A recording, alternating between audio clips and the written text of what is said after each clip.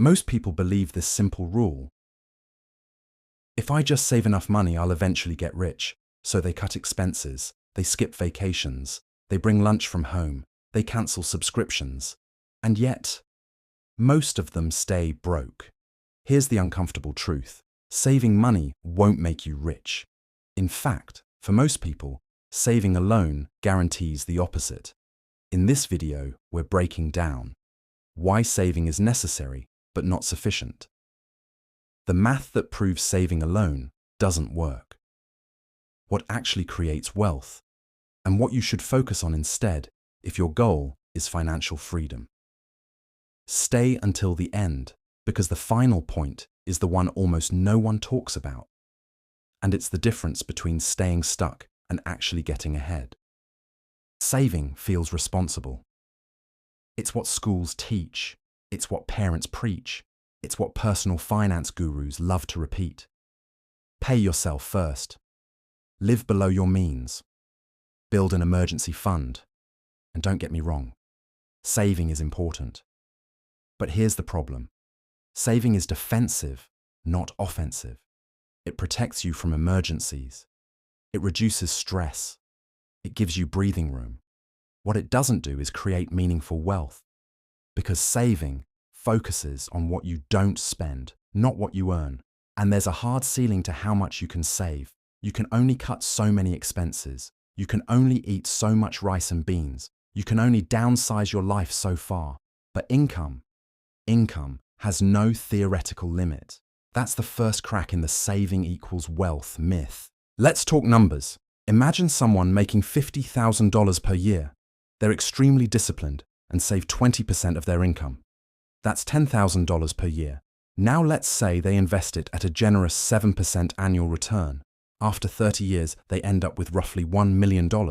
Sounds great, until you realize that's before inflation. That's after 30 years of discipline, and that's assuming nothing goes wrong. Adjusted for inflation, that $1 million is closer to $500,000 in today's money. Now divide that across retirement. That's not rich. That's barely comfortable. And here's the kicker. Most people don't save 20%. Most people don't invest consistently. Most people don't stick with it for 30 years. So if saving aggressively still doesn't guarantee wealth, what does? There are only two ways to build money. Cut expenses, increase income. Cutting expenses is finite. At some point, rent can't go lower. Food can't get cheaper. Time can't be reduced further. You hit a wall. Income, on the other hand, is scalable.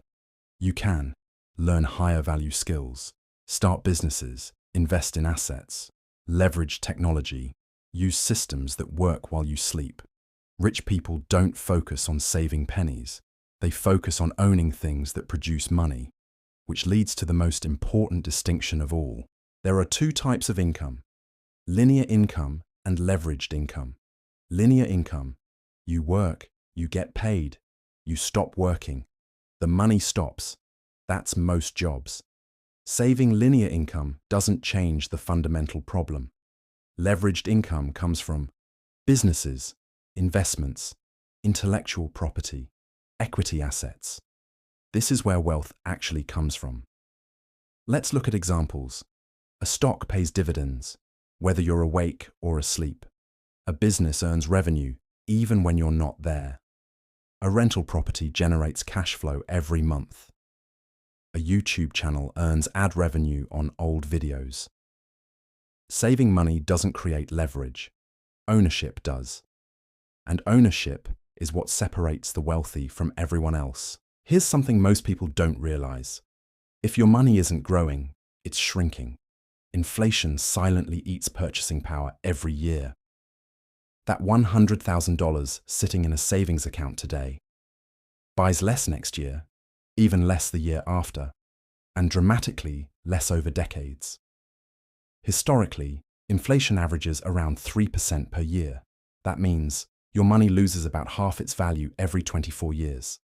So when people say, "I'll just save and be safe," they're unknowingly accepting a guaranteed loss. Savings protect you from short-term emergencies. Investments protect you from long-term poverty. That's a massive difference. So, if saving isn't enough, what actually works? Wealth is built from 3 pillars. 1. High income skills, skills that scale. Sales, software, marketing, data, finance, AI and automation. Skills raise your earning ceiling. 2. Ownership, owning assets. Stocks, businesses, real estate, digital products, content platforms. Ownership creates leverage. 3. Time plus consistency. Compounding only works if you stay invested long enough. Saving plays a role, but it's step 1, not the destination. Think of saving as fuel. Fuel doesn't move the car, the engine does. The goal isn't to die with a large savings account. The goal is optionality, control, freedom over your time. Saving helps you survive. Ownership helps you thrive. So here's the real takeaway. Saving keeps you safe. Investing makes you wealthy. Ownership makes you free. If you want to get rich, stop obsessing over cutting lattes and start focusing on building income, acquiring assets, and playing offense instead of defense. If this video helped shift how you think about money, hit like. It tells the algorithm this content matters. Subscribe if you want more breakdowns on building wealth, investing intelligently, and escaping the paycheck-to-paycheck cycle.